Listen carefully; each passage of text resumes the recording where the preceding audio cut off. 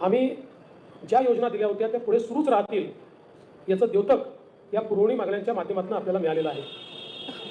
आज खरं म्हणजे अंतिम आठवडा प्रस्तावावर बोलत असताना विदर्भ आणि मराठवाड्याला या सरकारने काय दिलं आणि हे सरकार काय देणार आहे याची जवळपास 1.25 तास मी सविस्तर मांडणी केली आहे। एक प्रकारे सिंचन असेल, उद्योग असेल, गेल्या 2.5 वर्षात कशा प्रकारे या मागास भागामध्ये परिवर्तन आमच्या सरकारने केलं याचा लेखाजोखा मांडत असताना पुढचा रोडमॅप देखील मी त्या ठिकाणी मांडलेला आहे।